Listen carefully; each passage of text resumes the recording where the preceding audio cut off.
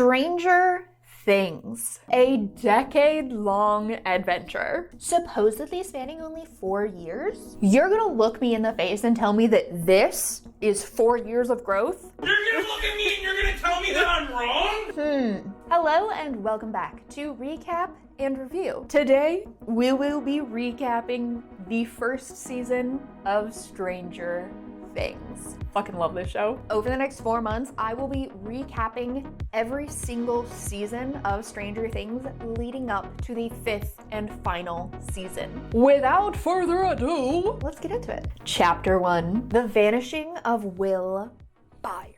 Our show opens up with complete and total chaos. An event has taken place at a lab run by the Department of Energy. Scientist guy gets eaten by this unknown monster. So sad that the world will be missing out on this stash. Directly after this opening, we are at a meeting of little dorks playing D&D. It's a formal introduction to our main characters: Mike Wheeler, Dustin Henderson, Lucas Sinclair, and Will Byers.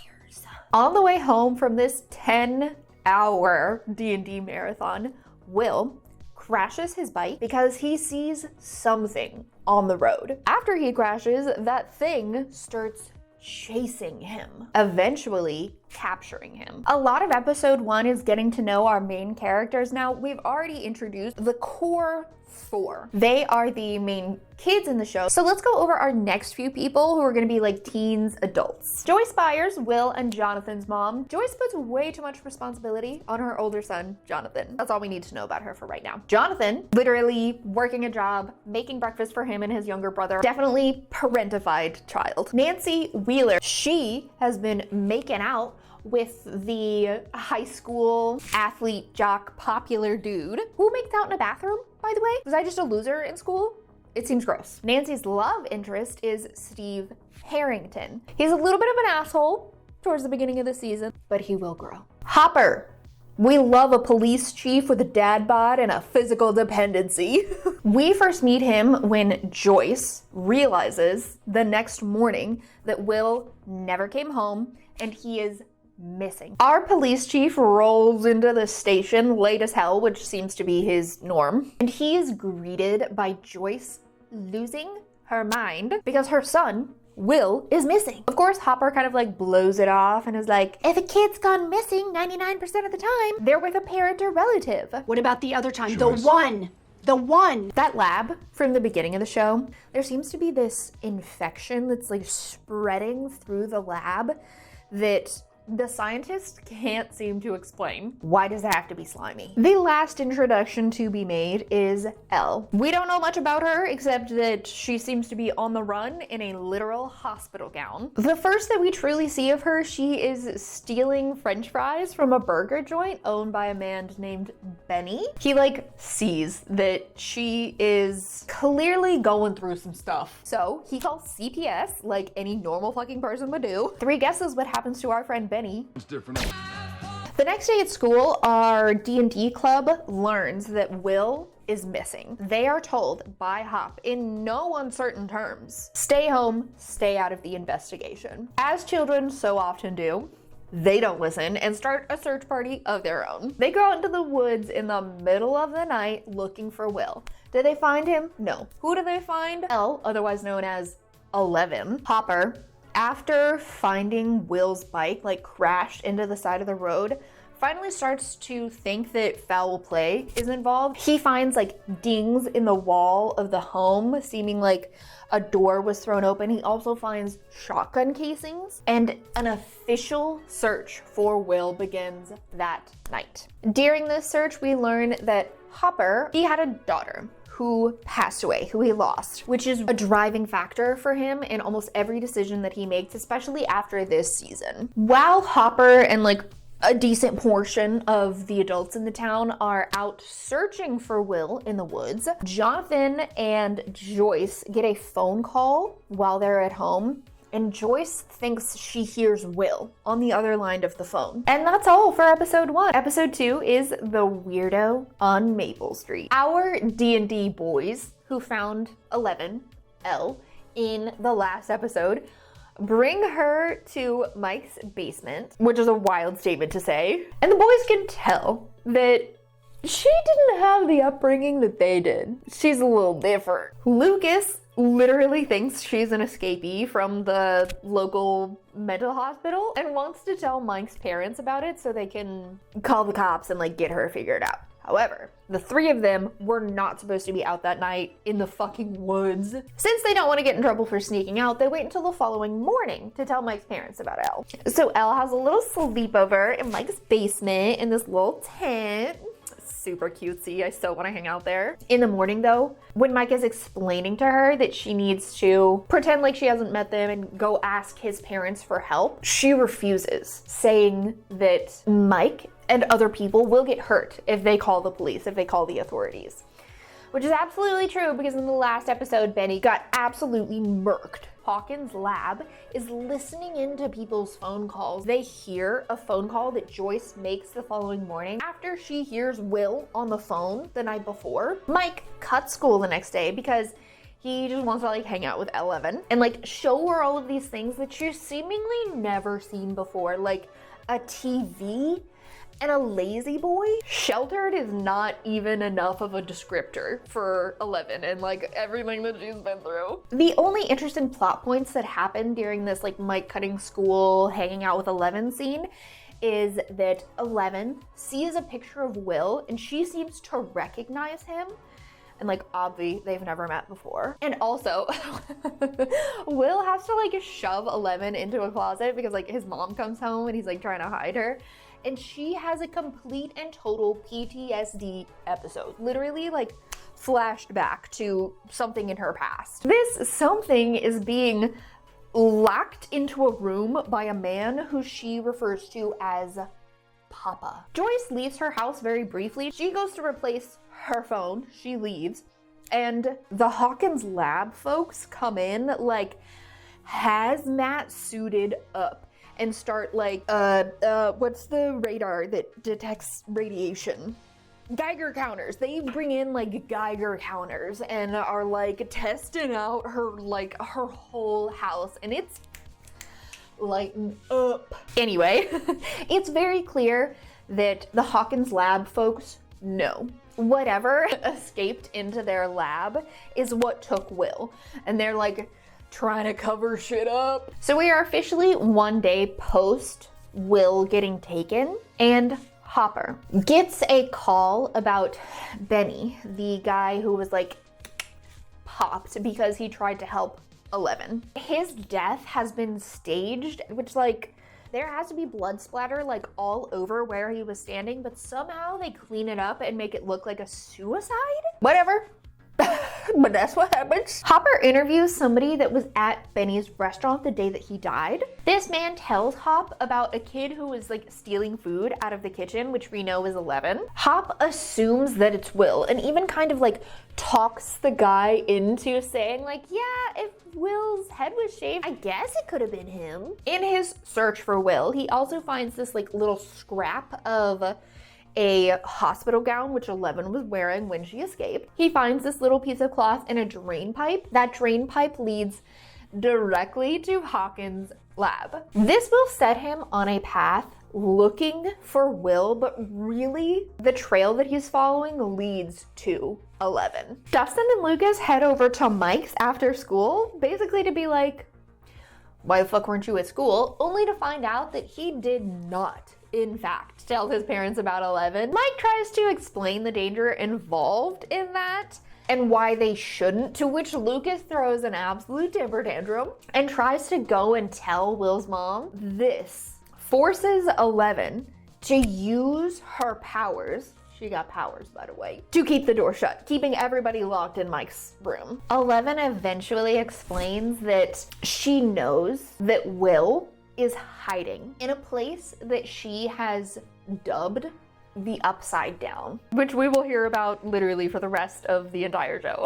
Not only does 11 explain that Will is in this place called the Upside Down, but she also tells them about the monster who's been chasing Will. And our D&D boys dub this monster the Demogorgon. Back over at the Byers' house, Joyce gets another phone call, and this time, instead of just like breathing, which is all she heard on the first phone call, she actually hears Will saying, "Mom." All the lights in the house start like flickering. Will's boombox starts like playing songs all on its own, like some creepy shit be going down. As this is all going on, a literal fucking like monster tries to like shove itself through the wall of Will's room, causing Joyce to like try and GTFO out the house.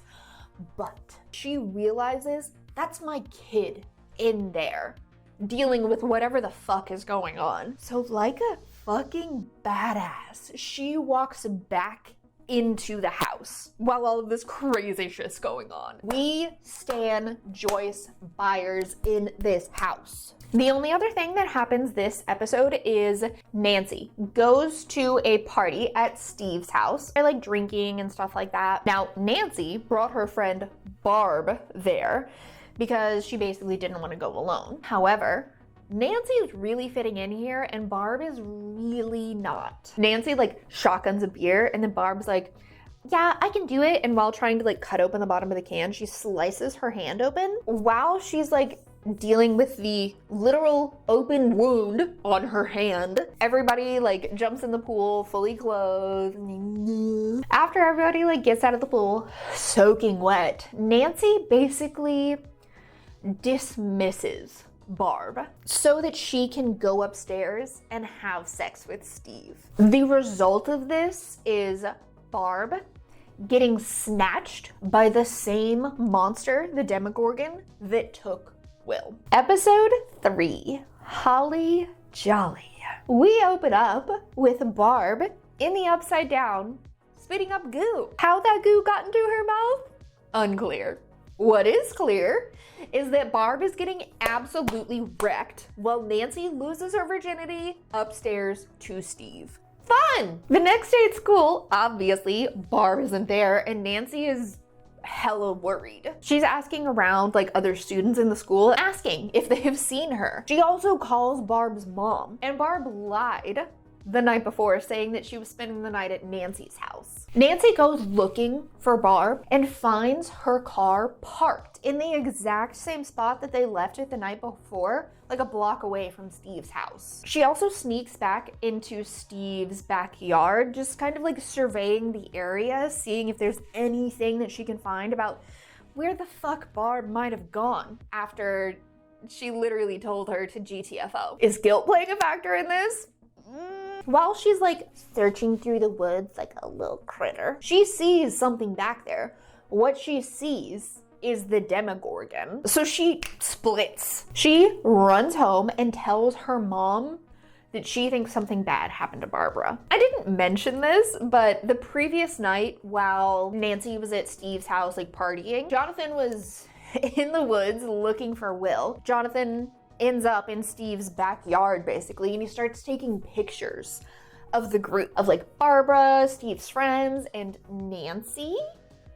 He kind of takes some creeper photos of Nancy, I'm not gonna lie to you. And he is developing those pictures in the school red room. Another person walks into that room. So this girl sees creepy ass pictures of like Steve and Nancy that Jonathan has taken, and she goes and tells Steve, resulting in Steve smashing Jonathan's camera and ripping up all of the pictures that he has, which do include some of Nancy like half clothed. As everybody's like walking away from Jonathan collecting all of his shit off of the ground, Nancy gets those pictures that Jonathan dropped, which will come back into play later. Over at the Byers' house, Joyce's grip on reality is as loose as it's ever been. She is stringing up Christmas lights all over her house in an attempt to communicate with Will. She's like talking through Will through the lights, and poor Jonathan thinks she is losing her marbles. Look, it fucking works. Joyce is able to communicate with Will through these Christmas lights. She confirms that Will is alive and that he's currently unsafe via these Christmas lights that she has strung up next to the letters of the alphabet so they can like Ouija board talk to each other. So Joyce asks Will, like, bro, where the fuck are you? And Will tells her, I'm here, I'm at home. And then all of a sudden, that fucking Demogorgon like tries to crawl through the wall again. Cut to Joyce running out of her house. Hopper goes with Dumb and Dumber. He takes them to Hawkins' lab under the guise of looking for Will. They find the other side of that like gutter. There's nothing there, but he sees a camera in the corner. So he asks, can I see the footage? People at Hawkins' lab are like, yeah, sure, here's the video. And they play him a fast-forwarded video of literally nothing happening. It's just this drain pipe, nothing's going on. Pop notices, though, that there's no rain in the video that they're showing him, and it was raining the night that Will went missing. So Hopper knows that the folks over at Hawkins' lab are lying to his face. This causes him to go looking for more information on the Hawkins lab, which he does using like microfiche at his local library. He finds all of these articles about MK Ultra and this woman named Terry Ives, who says that she was a part of this MK Ultra experimentation and that she thinks the government stole her baby, which will come back later in the season. While Hop is at the library looking up all of this MK Ultra shit, he gets a call because someone found a body in the quarry. Because this quarry is so close to Will's house, our D&D group can hear the sirens at the quarry and go to investigate, and they see the police pulling Will's body out of the water. Cut back to Joyce running out of her house. Because of that monster that she saw, she runs directly into Jonathan, who's coming home. As they are comforting each other, you can see the police lights in the background coming to their house to inform them that Will is dead. Episode 4, titled The Body.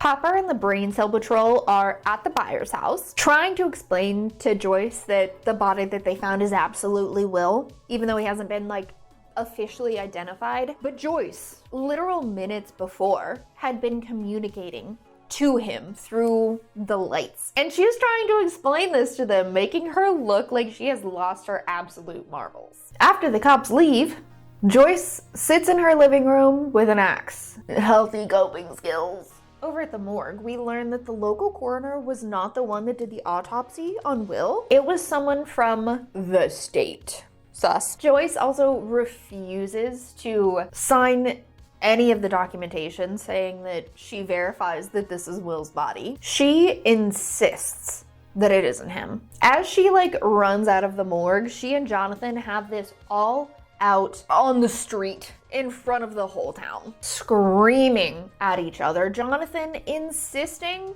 that Will is gone, and Joyce convinced that he's still out there and needs help. By this next day, Barb is officially a missing person. Nancy has to not only tell the cops, but also her mom, that she was at a party and that she did Steve. Which is highly irrelevant and fuck ass of the police officers for pressing upon. And Steve is a whole ass dillweed about the whole thing, only caring that Nancy doesn't tell the cops about the fact that they were drinking at the party. Anyway, Nancy goes home and goes to her room and starts crying about her shit-ass day. Totally fucking fair. She takes a closer look at those ripped up pictures that Jonathan took, and she sees something standing behind Barb in one of the pictures. And it's creepy as fuck. This prompts her to go to Jonathan, who's looking for coffins for his little brother. Anyway, he takes a break from this to talk to Nancy about monsters and shit. They decide to team up together to investigate further. Jonathan does some fancy Photoshop before Photoshop, and they are able to see more clearly that it is an actual monster standing behind Barbara as she sits beside the pool. Mike is throwing a literal temper tantrum because he thinks that Elle was lying about Will being alive, which she wasn't. She proves that he's still alive by using Will's walkie-talkie to like tune into him. After hearing Will on the walkie-talkie, Mike reaches out to Dustin and Lucas and convinces them that Will's still alive and that they need to get Elle to a stronger radio so that she can pick up a better signal. So they disguise Elle using like a wig and a dress from Nancy's closet and sneak her into their AV club, which only them are members of, because they're fucking nerds. While using the radio, Elle manages to catch this glimpse of a conversation between Will and his mother. At the same time, Joyce is in her house having this conversation with Will. She can literally like see him on the other side of her wall, and she asks him, "Where the fuck are you?" And he tells her, "It's like home, but it's cold and it's dark." And unfortunately, he has to hightail it the fuck out of there because a monster is literally chasing his ass. And then Joyce axes her way into a wall trying to get to him. Of course, as she axes her way through the wall, all that she sees is the outside of her house. Over at the middle school, Elle is like tapped out and the radio itself suddenly like catches on fire. Fire alarms go off and they literally have to like wheel her out of there. Hopper has a conversation with the coroner and she kind of casually mentions that Will's body is being handled real weird. Somebody from the state was called in to do his autopsy. Is hella unusual. This causes Hop to go and pursue the individual, the cop that called in Will's body. After some physical persuasion, the dude tells Hopper that he was paid off to go to this location and call the body in. He refuses to share any more information because he's literally petrified. He actually tells Hopper, like, "You're gonna get the both of us killed." As he says this, some like undercover, like blackout windowed car zooms off. So Hop officially knows some like weird shit's going down. He goes back to the morgue, punches a guard, knocks him unconscious.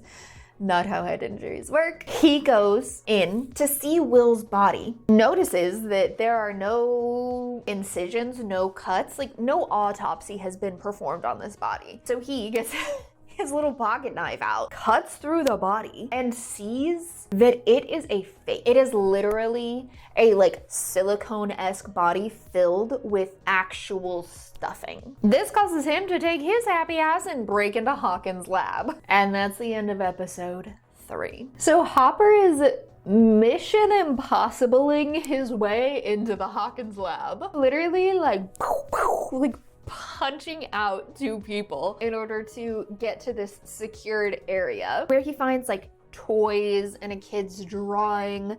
Like obviously there were children there, but there aren't anymore. He finds those things right next to this area that has a rip, a hole, a gateway into another world that has been leeching, infecting this town. Hopper is really just beginning his investigation when somebody in a hazmat suit walks up to him and like injects him with what must be some sort of sedative, and he's out cold. Mike and gang are kind of piecing together some things that Elle mentioned in the last episode, mainly that Will is in this place that 11 dubs the Upside Down. They relate it to the D&D Veil of Shadows, which is an exact replica of the world that we live in, but basically like dark and creepy. The next day is Will's funeral. Hella dark. Joyce is absolutely disgusted.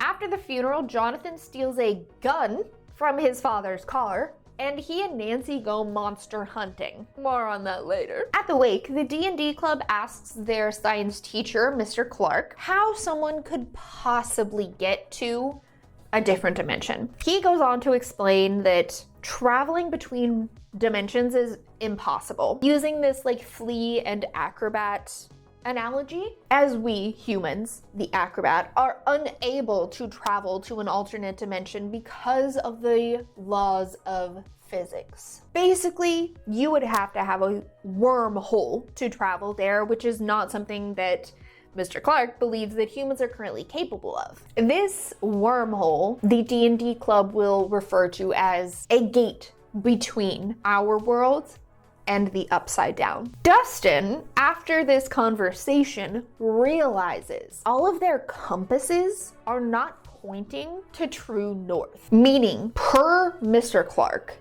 this gateway, this wormhole that they're talking about, might actually exist. That is what is causing their compasses to point in a different direction than true north because of the electromagnetic stuff. I don't know, I'm not a scientist, I'm a fucking YouTuber, leave me alone. Anyway, what do these literal children do? Use their compasses to try and find the gateway. Child safety is just not a thing in this show. Anyway, they don't end up making it to this gate because Eleven uses her supernatural powers to point their compass like slightly off so they don't actually head towards the gate. This results in an absolutely insane fight between Mike and Lucas. Lucas, who this whole time has kind of been pissed off because he can tell that Mike has a crush on 11 and he's getting all like butthurt about it. So he uses this as like kind of a precipice to start this huge brawl with Mike. Lucas accuses Elle of messing with the compasses, which he's totally right, she did. Mike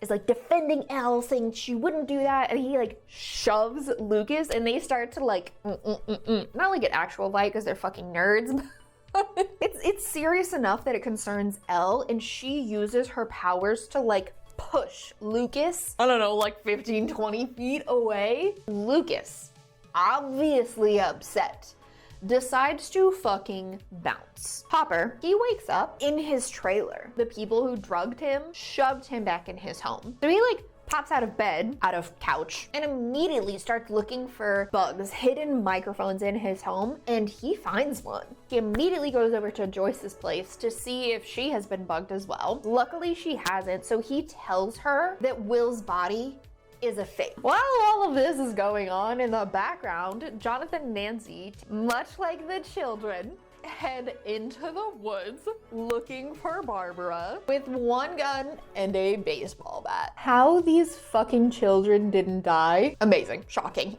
They unfortunately stumble upon the Demogorgon because it snatches a deer, and Nancy actually ends up in the Upside Down searching out this monster. And that's the end of episode 5. Jonathan and Nancy are screaming for each other, but she's in the Upside Down. Somehow she manages to follow Jonathan's voice and makes it out of the Upside Down, which like 5 people now have been KO'd. After all of this literal drama, Nancy and Jonathan go back to her place. Steve just happens to be being a creep, and he's trying to sneak into her window when he sees them there in her room comforting each other after the, again, literal trauma. I'm sure that decision won't have any consequences. Over at the Byers, Hop is filling in Joyce on everything that happened at the lab. He thinks those drawings that he found in the lab belong to Will, but those drawings were little stick figures, and Joyce shows him one of Will's drawings, and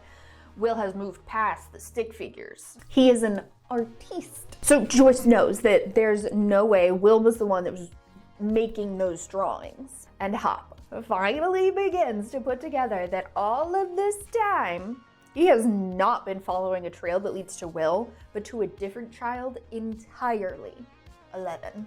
Because he realizes this, he recalls the articles that he was reading about that woman, Terry Ives, who says that Brenner stole her kid. So they go pay her a little visit. When they get there, Terry is completely unresponsive. Apparently she hasn't spoken in years. Terry's sister, whose name I've never bothered to remember, tells Joyce and Hopper Jane was never born. Terry miscarried in the 3rd trimester. Apparently, Terry had this theory that her daughter was special. She had these special abilities, and that's why she was taken, and that's why like all of these government people were lying about Terry miscarrying in the 3rd trimester. Poor Terry. Ain't nobody believe her did they took her baby. Speaking of 11, she has not shown back up since Mike and Lucas's fight. Mike's handling it super well. 11 goes and like steals some Eggos because she hasn't eaten in like 24 hours. Goes into the woods and eats them. While she's there eating them, she hears Dustin and Mike calling for her. Unfortunately, Mike and Dustin run across some of their bullies who try and get Mike to jump off of this ledge at a quarry, but they say they'll hurt Dustin if he doesn't do it. Elle swoops in and saves the day before Mike becomes a literal pancake and ends up breaking the bully's arm, which is like crazy. She's our friend and she's crazy! So this whole season, we've been getting these flashbacks to 11 back when she was actually in Hawkins' lab before she ran away. In this episode, it comes out that 11 is the reason that the monster is here. She let the monster in and she created the gateway. So the chick who killed Benny, she goes to Mr. Clark's house and makes up some fake fucking program for gifted children.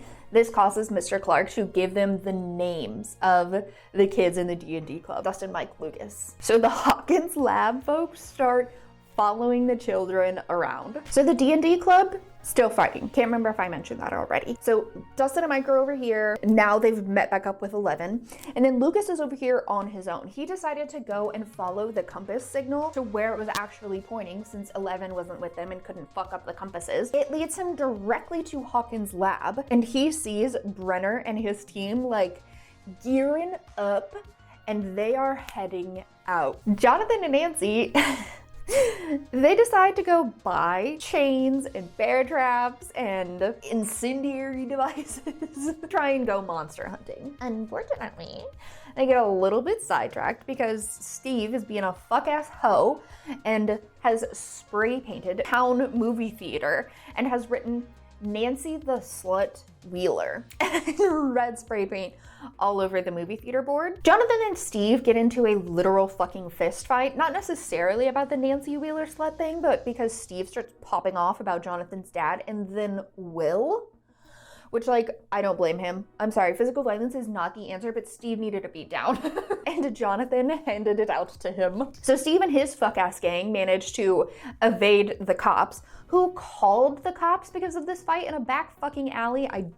Whatever, it doesn't matter. Jonathan gets arrested because he assaults a police officer. He's like trying to beat down on Steve and the officer's trying to pull him off and he like elbows him or something in the nose. Jonathan gets arrested.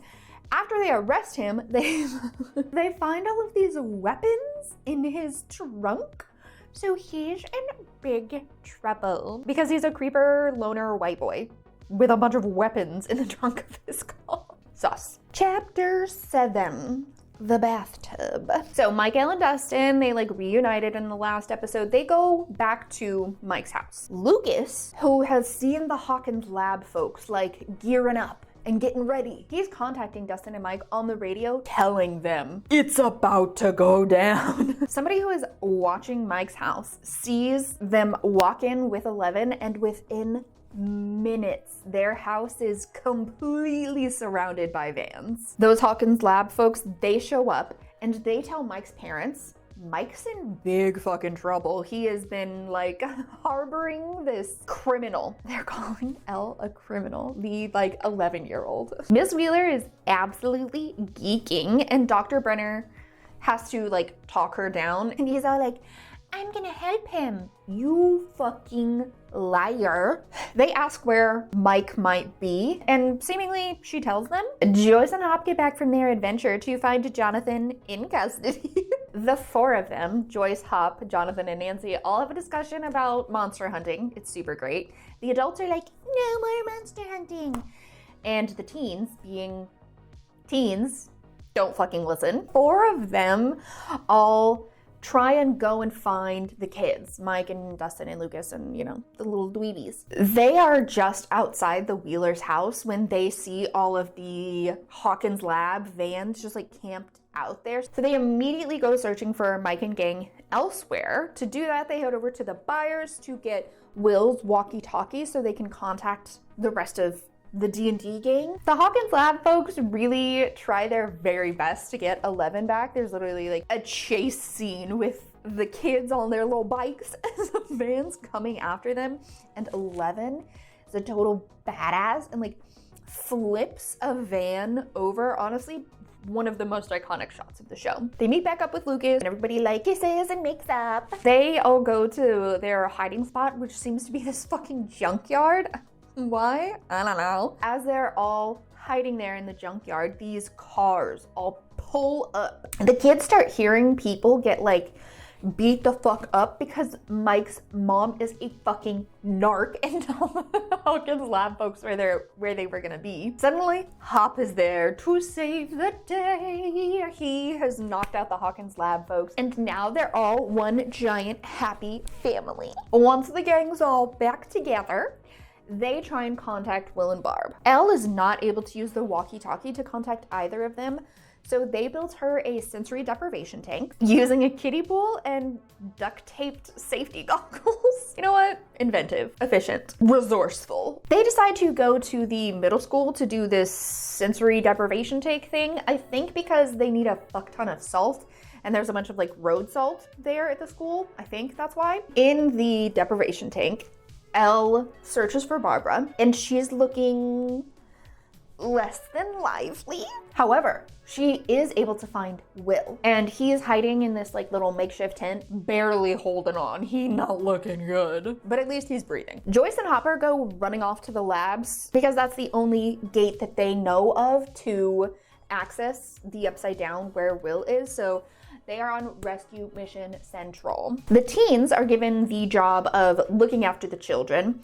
They don't fucking listen because they're teenagers. They go and get all of their weapons back from the police station, and they decide to set a trap for the Demogorgon. And that is the end of the penultimate episode. We are now on to the 8th and final chapter, the Upside Down. The episode opens up to Joyce and Hopper being in cuffs because they just like moseyed on up to the door of the Hawkins lab.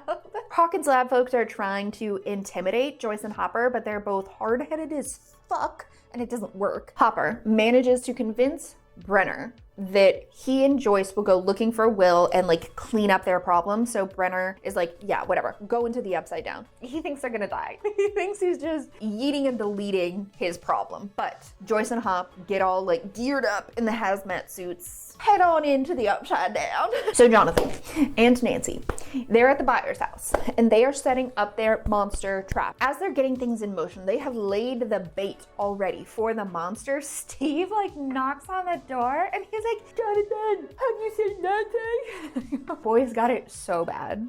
So yeah, Steve's there all of a sudden, but they've already like set the trap for the monster. So Nancy like holds Steve up at gunpoint and is like, get the fuck out. And Steve is like, what is going on?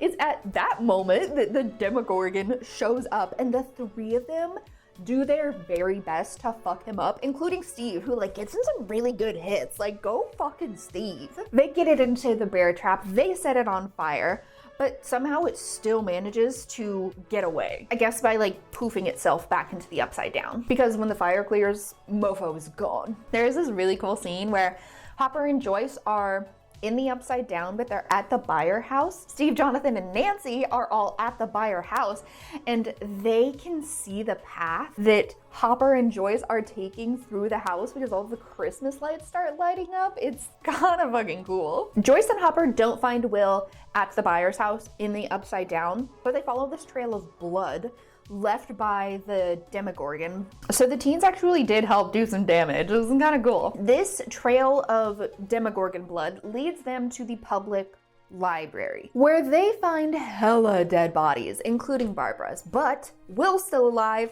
Unfortunately, he's got this like face hugger type thing like in his mouth and all down his like esophagus. They rip it out, which is just like gag inducing, and he's still alive. Real quick though, try and tell me that the Demogorgon and Alien aren't the same. Try and tell me that the Demogorgon isn't a chick. She is literally incubating human bodies to produce her children. She's a girl. Fight me about it in the comments if you want, but you're wrong. The unattended children at the school go looking for pudding. I don't know. And Mike, oh my fucking heart. Mike's talking to 11 about how she's going to live with him at his house with his parents and how he wants to go to the winter dance with her. They have their first kiss, and then the fuck-ass lab folks show up. Elle starts fucking people up left and right using her powers, just literally like murdering people, this like 11-year-old in a middle school. What you gonna do? She ends up killing that fuck-ass lady who shot Benny. Fuck her, we love Benny. Justice for Benny. Unfortunately, taking out all of the Hawkins lab folks knocks her on her ass, and Mike and gang get captured for all of 2 seconds before the Demogorgon shows up and they're able to like scurry away. That Demogorgon does fuck up Dr. Brenner though. 10 points for the Demogorgon. Fuck that guy. Mike and gang are in a classroom trying to fight off the Demogorgon using what they call a wrist rocket, which is literally just like they like are throwing rocks. Fucking interdimensional monster, and they go fucking die until 11 wakes up, or I don't know, finds the energy to like get the fuck up and handles the situation even though she's totally tapped. It is a highly intense, pretty freaking emotional conclusion as 11 uses what is left of her power to kill the Demogorgon once and for all. Mofo literally turns into ash, Voldemort style. But once that dust clears, the Demogorgon is gone, but so is 11. People start showing up at the school, fire department, people's parents. Everybody is safe and alive except for Barbara and Benny. R.I.P. There's some lovely reunions. Joyce and Jonathan reuniting with Will. Mike and the gang getting to go visit Will in the hospital. Things seem good. Everybody's back. We're getting back to life as normal. But there's a heaviness. There is a darkness hanging in the air. Nancy lost her best fucking friend. People died. 11 is missing. Jump to a month later. Things seem to be back to normal. Mike and gang are back playing D&D again. Jonathan and Steve are amicable. Steve and Nancy buy him a replacement camera for Christmas, which is very sweet and like a full circle. We love it. The town truly seems to be healing. Pop is leaving food out in the woods though, with Eggos. Hint, hint. The last scene of this season, we see Will in his house celebrating Christmas, having dinner. He excuses himself from the dinner table. In the bathroom, we watch as he coughs up something slimy and so obviously from the upside down. And for a second, there is a flash and he's back in the upside down, but just for a second. And then he's right back, giving us a hint for what is to come in season 2. And that's it. Oh my God. What a truly amazing season of TV. Possibly one of the best first seasons of a long-standing show ever. The ratings for this season, absolutely stunning. My personal review of the season, a 9. I couldn't recommend this show enough. With that, I am gonna go ahead and sign off. I very much hope you enjoyed this recap of the first season of Stranger Things. You can expect the other 3 seasons to be posted before the end of the year. Thank you so much for watching. Go ahead and press some buttons down below if you're into that kind of thing. If not, I'll see you in the next one.